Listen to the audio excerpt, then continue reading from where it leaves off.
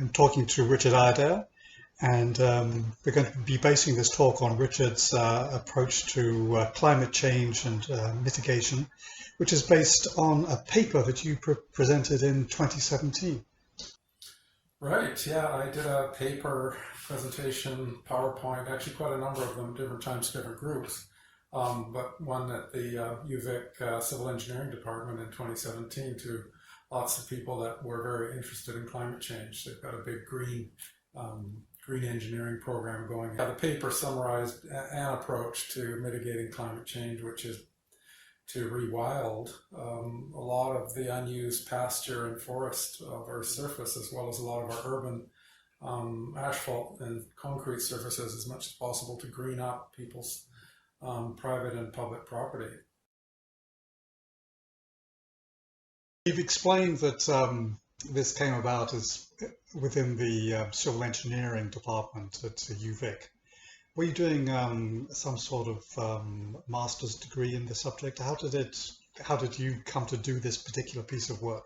I started out working on the Canada Green Building Council 2006 to 2012, and my main focus there was climate change, and I led a group that developed a system of carbon offsets for buildings to subsidize putting in better insulation and heat pumps into buildings. Then I got further into the whole question of what can we do with landscapes to mitigate climate change. The whole focus in the, let's say, in the first decade of the 20th century, everyone's focus was really on reducing energy use, both by making, say, buildings and automobiles and appliances more efficient, and also by switching as much as we could to solar and wind energy, and so decarbonizing our power supply. However, over the years, that started to seem like it would only go halfway towards solving the climate change problem, and more of us started to look at the question of how can we sequester carbon through natural or through man-made processes. And I actually looked at great length at our sewage cycle and whether we could use our natural production of sewage and flushing it and treating it, which is in the billions of tons of sewage every year, as a technique for actually sinking carbon. Could we use sewage to form topsoil? Well, it's certainly something that a lot of people have looked at in the last 15 years. What can we do with sewage and what can we do with garbage? And then you distinguish between basically wet material, which would be sewage, urine, and also wet organics, kitchen waste, crop waste, anything that's got fairly high moisture content in it, maybe over 15-20% moisture. Those things can basically be either aerobically or anaerobically digested and basically turned into fuel or turned into topsoil. And then you've got dry organics, which is all our plastics and all of our wood, paper, fabrics. They're all basically made from organics, either from oil or naturally from cellulose, and they represent a vast potential sink if they're properly landfilled. One thing that I like about this is that you're optimistic about the future of humankind. Yeah. Well, I started out being incredibly pessimistic. I think I spent 20 years being horribly pessimistic, and it can get you down. Mm-hmm. And a lot of people that work in the environmental world, of environmental science, whatever, are very unoptimistic about our future.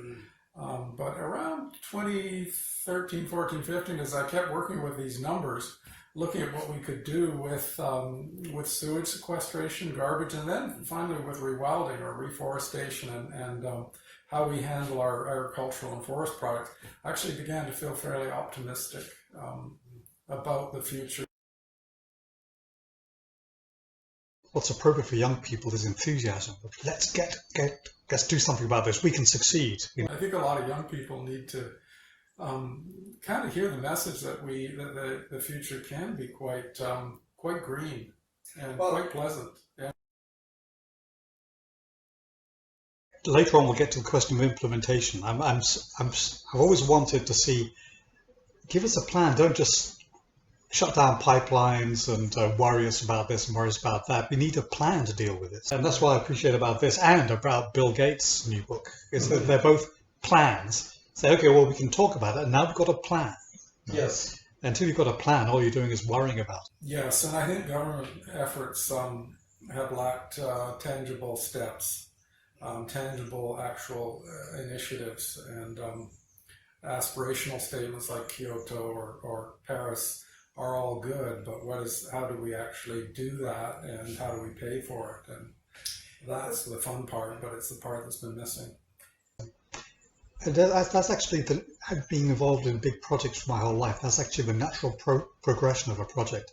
If somebody says, let's build a blah blah, right? That'll produce this much blah blah, right?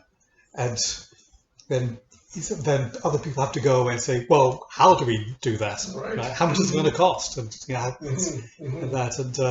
then they come up with a plan, and he says, great. Yeah. Now let's do it. And that's why the climate change problem so much appeals to the engineering and science types, because they get a chance to kind of get their teeth into it and be creative and come up with ideas and actually figure out ways to implement them.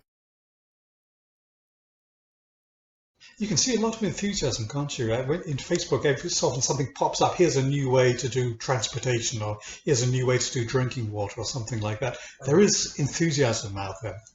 Yeah, there is, and it's really fun hanging around with with students at UVic and with young people that are so let's say smart and optimistic and enterprising and are coming up with these great new things. And let's get into the science a little bit. As I read your paper, the starting point is just observing that the carbon balance is way off. Right. And the carbon balance, meaning the amount of carbon we emit, should be balanced by the amount of carbon that gets sunk back into the different places like the sea and the plants. Right?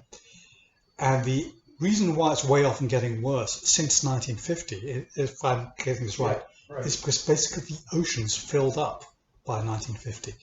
After 1950, they'd reached a maximum of carbon dioxide they could hold. Right, exactly.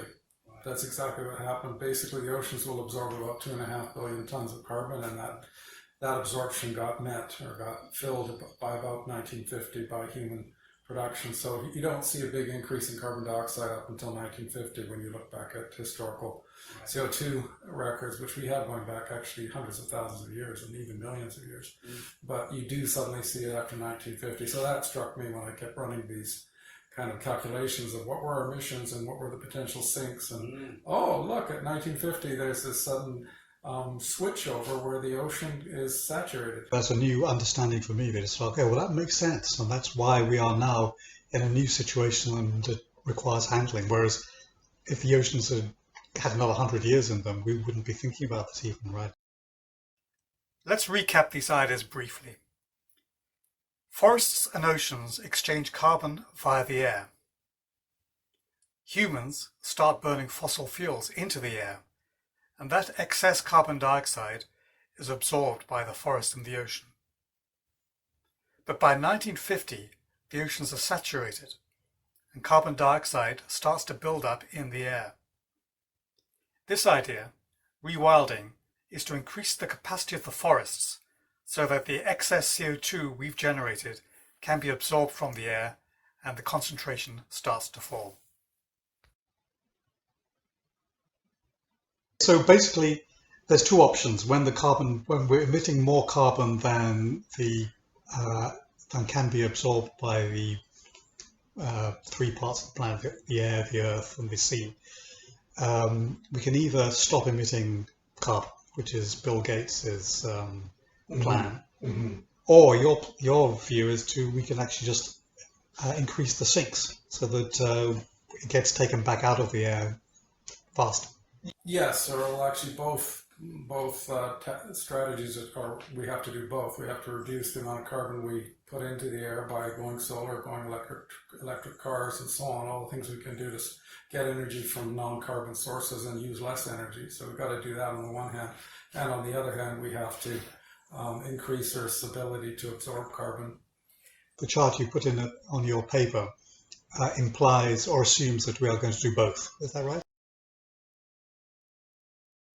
I think we'll do both, partly because that's what will happen anyway, even if we don't do anything, just because we'll go on living.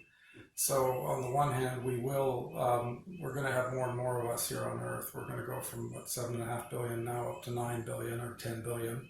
And those people here will be living better and better lives. They'll be living in nicer homes, they'll have air conditioning, they'll have vehicles, they'll consume more food, or they'll be better fed. There'll be more people to admit. They'll all be using computers, they'll be communicating, they'll be living good lives.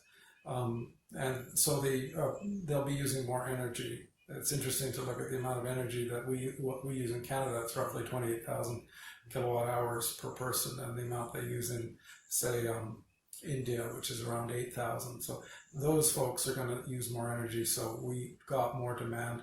And so even though we will be using more and more solar energy and wind energy, and most of the investment now, and almost 80% of our investment now in worldwide is going into solar, not into coal or gas plants to produce our electricity. Nevertheless, because we're using more, we're still going to go on, I think we'll still go on using some gas and oil to produce electricity, and some gas and oil to drive our cars. So, yeah, can't get away from it entirely, and I appreciate obviously what could be done, and I think that's what Bill Gates' book is exploring, is the technical limit of what could be done. Yes. But there's a financial limit too, and that is how fast can society make these vast investments. And it took us 4 generations or 130 years to create the electricity generating system and the transport system that we have now, and that represents 4 generations of hard work. And it's going to take at least 2 or 3 generations of hard work to change to a non-carbon. Even if we put our shoulder against the wheel.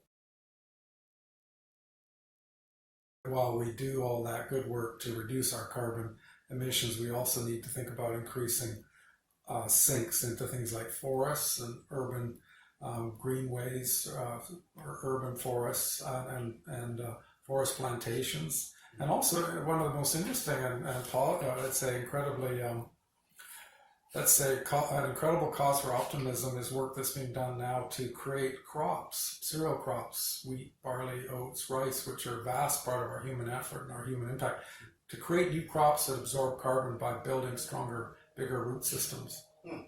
Yeah, the Salk Institute is developing a kind of a new brand of rice and wheat that grow far larger root systems, and that those roots are in fairly stable chemical form. It's kind of a cork, it's serum it's called. Anyway, it doesn't rot, it doesn't decompose very quickly, it just becomes the lignin fiber in topsoil, and it builds topsoil and sequesters carbon. So then you've got more carbon in the roots because you've got more roots, and the roots themselves don't rot. They become part of the soil rather than rotting into methane and whatever. Right, rather than basically breaking down and going back into the air, they stay part of the topsoil. And that's a double win, because on the one hand we build better topsoil, and we've got an issue with topsoil in the world as it gets degraded through plowing. Every year when we plow to plant our crops, we basically push a bunch of the soil up into the air, a bunch of it oxidizes. And then that means less fertility. So actually restoring topsoil is a big issue. We use a lot of nitrogen fertilizer to do that. But if we can create topsoil by using cereal crop species that build topsoil because of large root construction, then we've solved that problem too. I think that's exemplifies something that I believe strongly, is that while big things are happening, and very often things we're worrying about are happening, humanity in small groups is fixing it, or is coming up with brilliant ideas to fix it. And you see that many times. You can go like Malthus, and then every time we think we've hit an unstoppable problem, someone figures out how to solve it. Right. So any kind of effort to predict the future, of course, is going to be won't work, because things will change. If you could step back and look at the human race, you'd say these guys, they're more than just apes. These guys are incredible problem solvers. Yeah, we should never have survived. If you look at our evolution, we've had to change what we eat. Yeah. We've had to learn to wear clothes. We've had to learn to use fire. We're a completely innovative creature, and our survival is due to our adaptability. Humans are great. Well, we're neat. Still. There's an interesting point you make that the increasing carbon dioxide has already increased the plant growth of forests, so it's a fantastic amount, like 1 or 2 billion tons per year. The forests are absorbing around 3 billion tons of carbon now. They didn't absorb net carbon, and they probably absorbed half of that back in 1950. So one of the really interesting things that's been learned in the last few years is that the growth rate of forests has increased dramatically since 1950. And the reason for that is that growth rates of trees depends on the ambient CO2 level. So as our CO2 levels risen from around 350 in 1950 up to about 410, 415 now, that gives a real boost to forest photosynthesis. There's more fruit in the air, so they're growing faster. Yeah, we do that artificially in tomato greenhouses. We'll blow in carbon dioxide, put the CO2 level up to around 500, and the tomatoes will grow super fast. Right. Same thing with trees as we blow in more. They're not so keen on oxygen, but they really love carbon dioxide. They eat carbon dioxide and produce oxygen, yeah, so they're loving it. The other really interesting thing that's happened that is happening is that forests are starting to outcompete grass. Grass uses what's called C4 photosynthesis, whereas the older plants that evolved 300 million years ago use what's called C3 photosynthesis, and C3 photosynthesis does better at higher CO2 levels, which were what we had back when plants were evolved. Where grasses are not being preserved by mowing, forests are growing back. So that's one really positive thing, because what's happening worldwide right now is we have a heritage of about 2.4 billion hectares, just to put that of grassland, of ranch land on the surface of the earth, given to us partly by the 19th and 18th century colonial settlement of earth, and partly by folks before that did Swidden type primitive agriculture. But anyway, we've got this huge amount of grassland that isn't being used anymore because we've stopped running animals on it. We've switched to running animals in feedlots and feeding them soy and corn.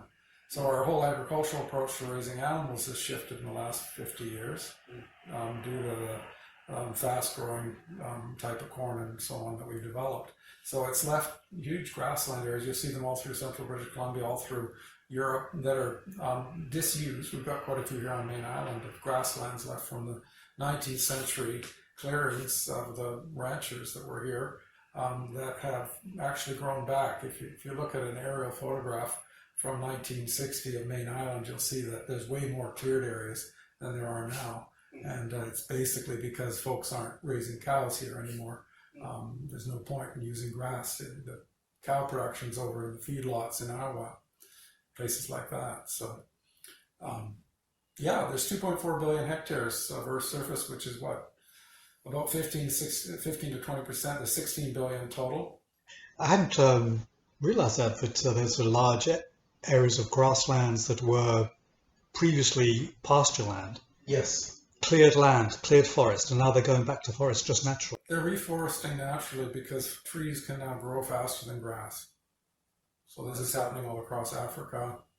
And then the main point is that forest ecosystems are far more complicated than grassland ecosystems, and as a result, they sequester or absorb permanently far more carbon. They've got so many more levels to do it. Many levels. There's a lot more growth happening in a forest every year than happens in a grass. And therefore there's a lot more topsoil created by the forest every year than would happen in a grassland. So we're looking at 0.7 to 0.5 tons of carbon per hectare coming from a forest sequestered into topsoil, whereas with the grass we might get 0.2. So we're getting maybe 3 or 4 times faster carbon uptake into a forest topsoil than into a grassland topsoil. Okay, well, So that's good news. That's very good news. It's just, But on a per capita basis, things are all going in a very, very good direction. Like we're using less energy per capita. We are using less farmland per capita. The only problem is that since our numbers have risen so sharply that's all been washed away by saying, okay, using far less per capita, but there's so many more of you using it. That's the problem. We can't grow up forever, as we all know. Earth only has certain carrying capacity, but you could make a case that with intelligent farming and intelligent use of energy and intelligent conservation of forests and wilderness and wetlands and fresh water and oceans, with intelligent stewardship of the environment, the Earth could actually support a lot more people, believe it or not. We certainly have the ability to grow the food for them, and with clean energy, we certainly have the ability to provide their power needs, and we certainly can build cities for them. So, the actual carrying capacity of Earth may be much larger. It may be 20 billion. wow. We don't yet kind of know. The future will tell. In my projection, which is a guess based on assumptions, but it showed based on some sort of plausible assumptions, but nevertheless incomplete information. But the kind of balanced carbon cycle put into the future shows maybe that we'll get to a CO2 level up around 550, which is very, very high, and we'll probably get there by 2070. So at the current rate, we're increasing CO2 by roughly 3 or 4 parts per million per year. 2 parts per million per year. Our excess carbon emissions are around 4 or 5 billion tons a year. That's billion tons of carbon for every. It takes 2.2 billion tons of carbon to increase CO2 by about 1 part per million. Those are the basic numbers. So using that and looking at the future, we're going to go on raising CO2 levels for the rest of my life and probably my children's life.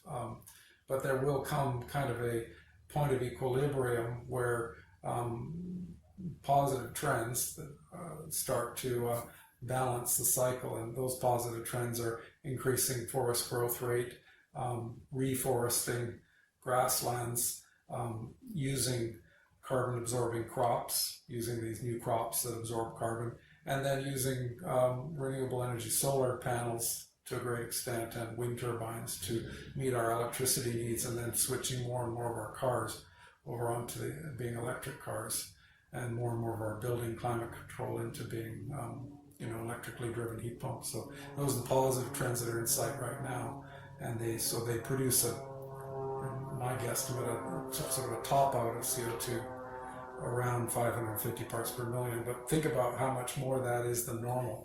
Like that's double historical CO2 levels. So you think we're going to hit 550 by 2070? Basically, that's the number I guesstimated. Yeah, so And it's in that range. in plus that or range, minus and 20, there's 30. not much we can do in our present time to actually change that. Is that sort of almost locked in? It's pretty locked in. And 550 is going to be quite an intense experience. Yeah, it will be quite an intense experience, but it's possible to it's certainly possible to stay alive. Yes. Yes. At 550. The scary part is our forest fires and the summer heat and drought. How bad that will be. One of the things we don't really know is how sensitive climate really is to CO2. It seems to have a weird relationship to CO2. Historically, if one drops CO2 even 30, 40 parts per million, like happened in the 16th century, the temperature drops a lot. During Ice Age onset, CO2 drops from 260 down to 180, so that's 80 parts per million. And you see a 6-7 degree temperature drop and a complete ice up of Earth's surface, more or less, at least of the northern regions. But we've just experienced an increase from 280 around 1900 to 410 now, so that's a 130 part per million increase. But we've only seen an increase in temperatures of 0.5 degree. So on the increase side, other factors seem to cool it fast or to resist an increase in temperature, like cloud cover, increase in rainfall, more natural heat loss out into space. As the atmosphere heats up, it loses heat to space. So there's things that seem to stop the system from being that sensitive to increases in CO2.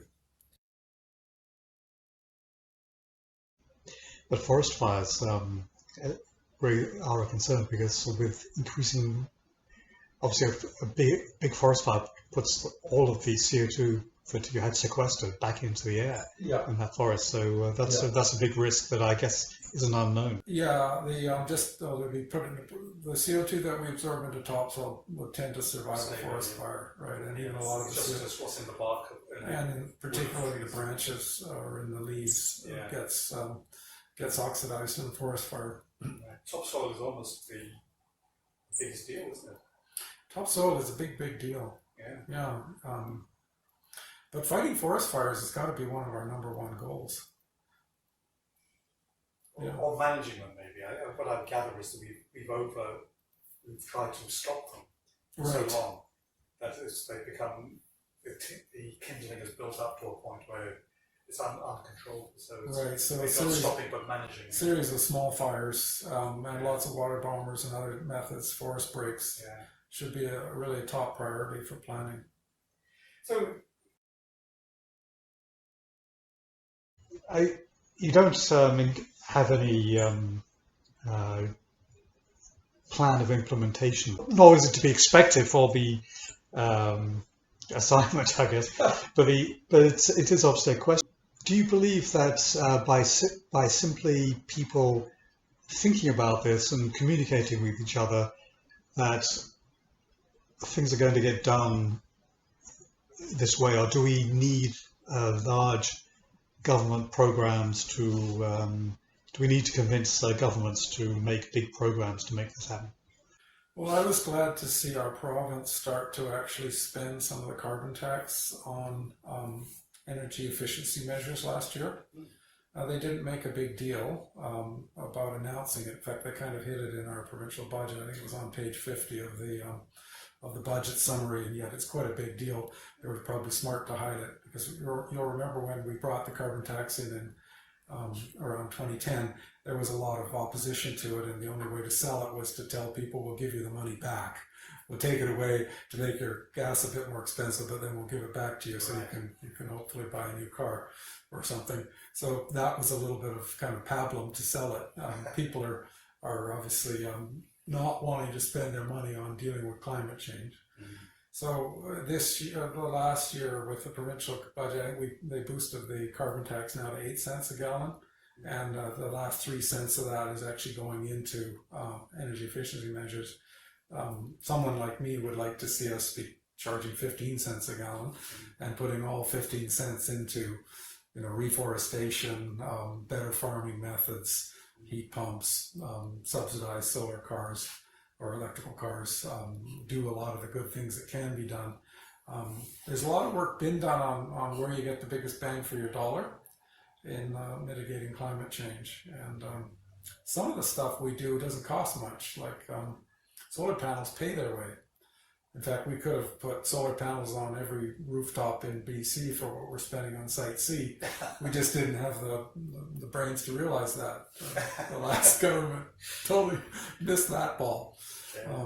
But hopefully that knowledge is starting to percolate down into the mind of the average MLA. It all begins with people, with voters, and with what they see as their priorities. And I think the forest fires in the last 5 years, starting with the Fort McMurray fire in Canada, and then the Paradise fire down in California, and then everything that happened last summer, incredible. We lost thousands and thousands of houses to forest fires.